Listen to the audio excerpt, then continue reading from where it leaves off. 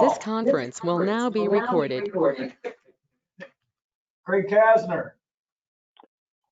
On the phone. Awesome. Jim Christensen. Here on the phone. Thank you. Randy Schultz is present. Patty Lauer. On the phone. Chris Madsen. I'll be different. Present. Thank you all for coming when the chief called. That was last week, I think, right, Chief? Yep. And was explaining where we were at with the promotions and things going on. And then once it got down into the captain and lieutenant's thing, it was a combination of my memory for last time we talked about that and worrying about how many questions you folks would have that I wouldn't be able to answer in the first place. So I asked that we get together this evening, and I appreciate everyone's time. How about the Pledge of Allegiance next? I pledge allegiance to the flag of the United States of America. Republic of the under God, indivisible, with liberty and justice for all. That feedback kind of throws you off a little bit. Action on the agenda. I imagine everybody got a look at it. Do I need a motion to approve? I'll move to approve. Okay, was that Jim or Craig? I'll second, and Jim approved. Okay, got it. Thanks. Action on the minutes. I'll make motion to approve. Okay. Chris, a motion to approve on item 5. Do we have a second? I'll second. Jim. Suppose I better get the vote in there too. I'm almost skipping right past that. All in favor? Aye. Aye.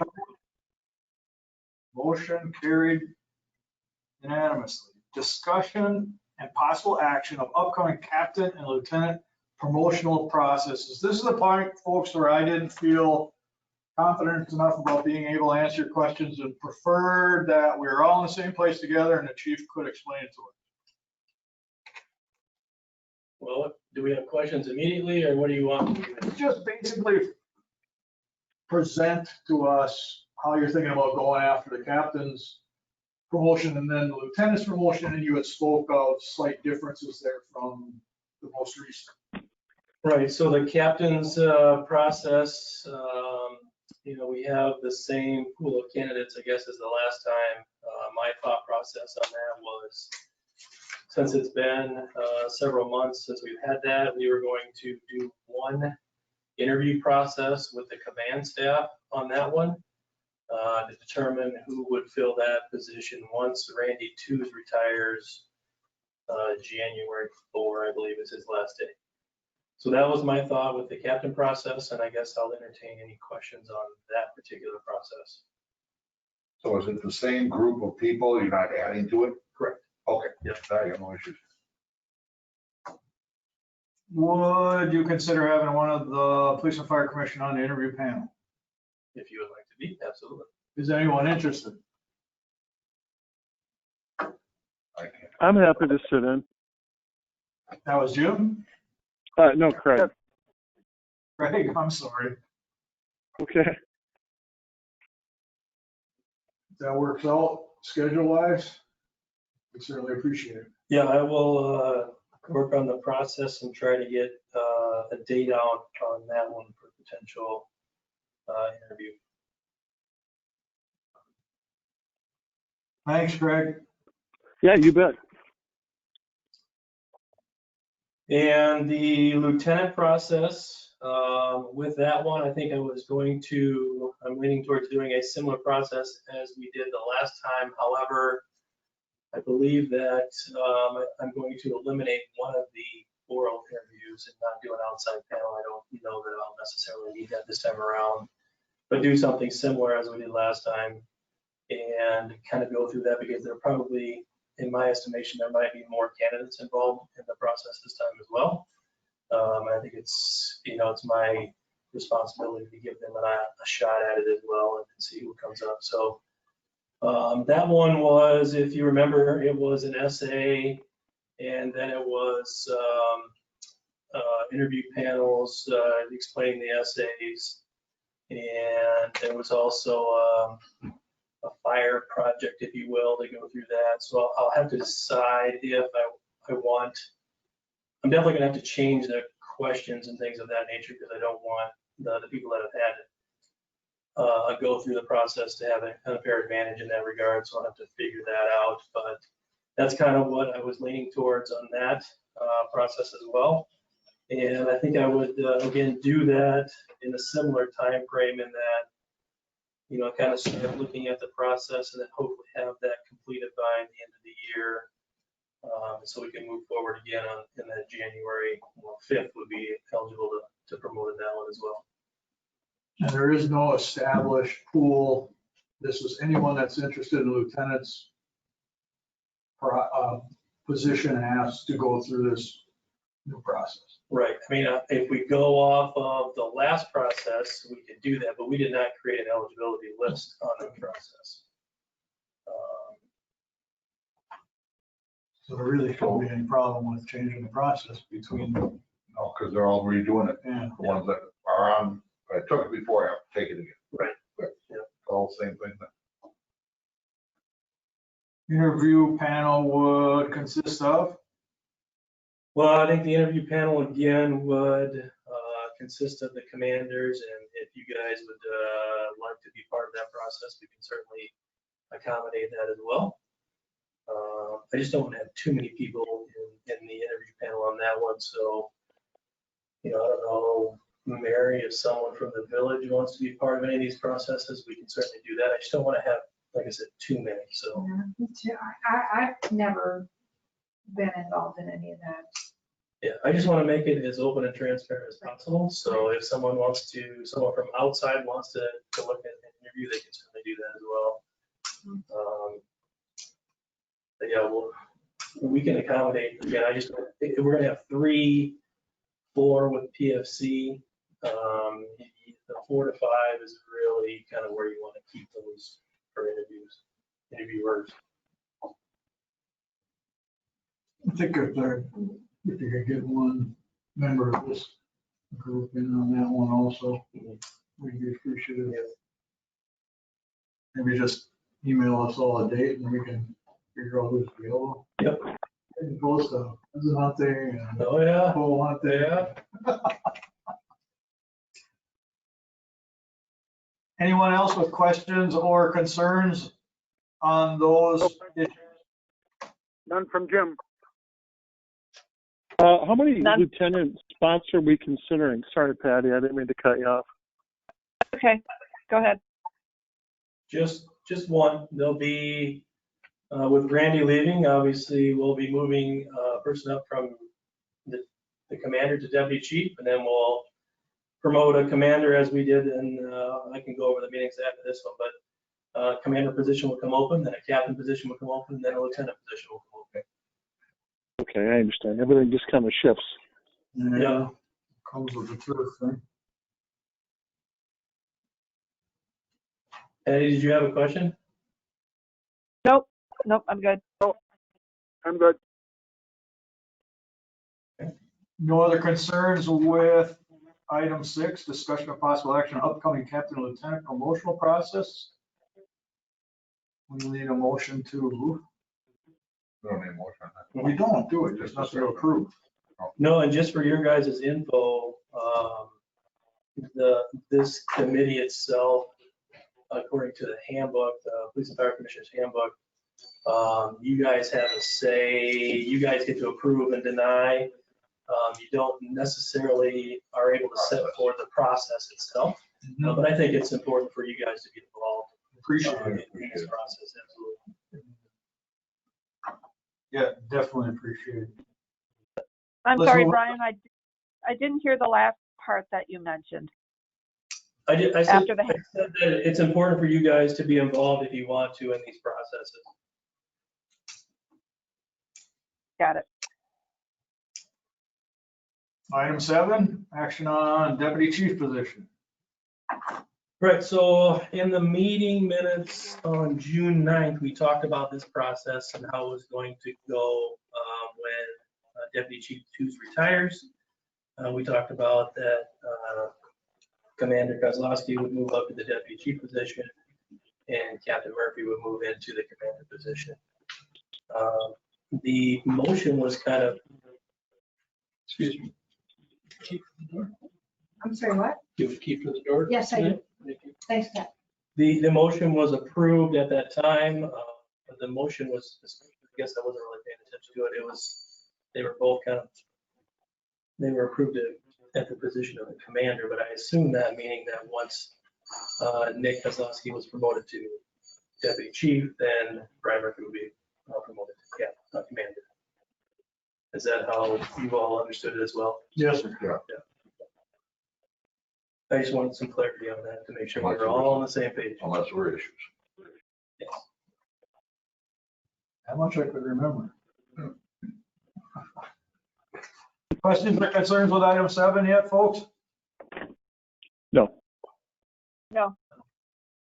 Awesome. We move on to 8, department updates. Okay,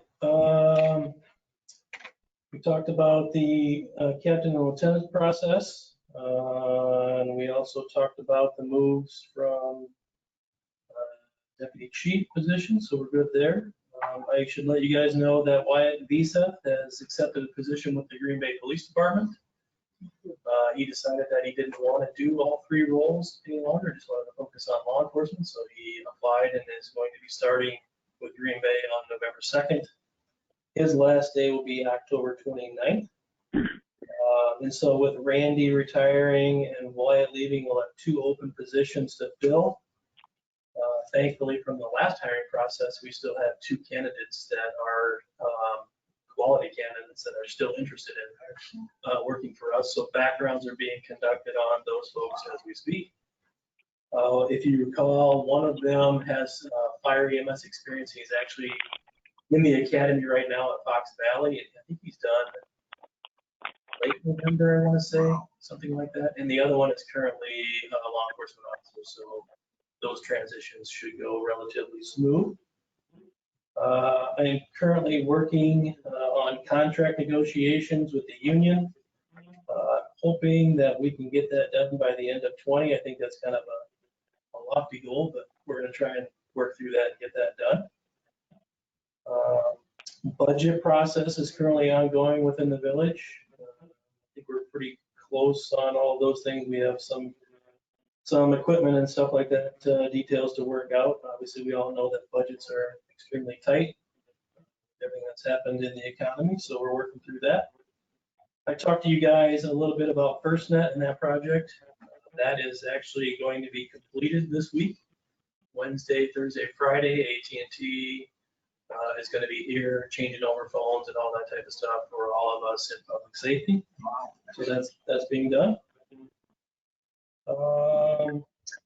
We're also going to be adding I think we're going to add another part-time employee in the fire inspection division. We have some hours yet that we can use within the budget. They're getting very busy, obviously, with all of the buildings that are going up, the apartments that are going up, with the expo center that's going to be completed. So they're catching a lot of work. So we're going to try to fill that position. But I think eventually there's going to be a need for another full-time inspector there. I'm currently working on 3 policy revisions within the agency, and I've got those to the committees right now. One is vehicle pursuits, trying to get that to be more in line with what other agencies in the county does as well. It was kind of a hybrid, so we're trying to revise that a little bit. Law enforcement authority, working on that one. That has to do with arrests, booking, fingerprinting, and that type of thing.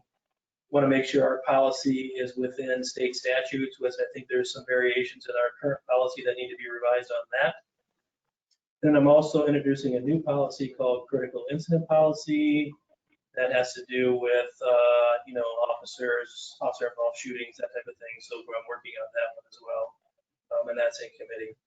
So those policies are going through as I continue to look at our current policies that we have. Chief, sorry, wasn't there a countywide multi-jurisdictional pursuit policy? There is, yep. And that was referenced in our policy, so we're just trying to make sure that that's all copacetic with all the other policies that we have. Wanted to kind of go over a little bit of August numbers. I just got those. Type 1 crimes, homicides, rapes, robberies, burglaries, thefts, motor vehicle theft, arsons. In the month of August, that was down just under 17%. Type 2 crimes, drugs, liquor laws, criminal damage, disorderly conduct, that type of stuff, that was up slightly at 7%. Ordinance violations, assisting other burglar alarms, and the service activities, those were down about 4%. The accidents, which I continue to talk about at our Monday morning staff meetings, it seems like we have lots of accidents here. Those were up about 11% in August, which is, if you talk about the activity, there's over 2,800 of those that occurred year to date. So August, there was 688 accidents and citations and all that stuff that went along with it. So they're pretty busy. Rescue calls, things of that nature are up slightly at about 0.5%. Fire activity, building fires, vehicle fires, service calls, that's down slightly at 6.5% for the month of August. And inspections, those have been picking up because of all the COVID issues, obviously, that have kind of slowed the process there. But even with the slow activity, we're still only down about 7% from last August. So I just kind of wanted to review those numbers with you guys. Any questions about that report at all from anyone? No, but it's kind of nice to hear. Thank you. Yep. Yes, thank you. Some of you may or may not know, we did have a hit and run that occurred in our jurisdiction, kind of out by the airport. And that person, that suspect that was involved in the hit and run, is in custody. A Good Samaritan came forward with the information, and it's a good thing because he was from Brookfield, so there wasn't a whole lot of evidence left at the scene, so it would have been pretty difficult for us to kind of locate him, at least in a expedition amount of time. So we were fortunate to have that citizen come forward, and we do have someone in custody in regard to that. And that's really all that I have for the reports. Any questions from anyone that I can answer? None here, Chief. Very thorough. We're all good? Oh, good. I think we need Yeah. a motion to adjourn. I move we adjourn. Chris has got a first on that. I'll second Craig. Craig is the second. All in favor? Aye. Opposed? Motion carried. Thank you all for your time.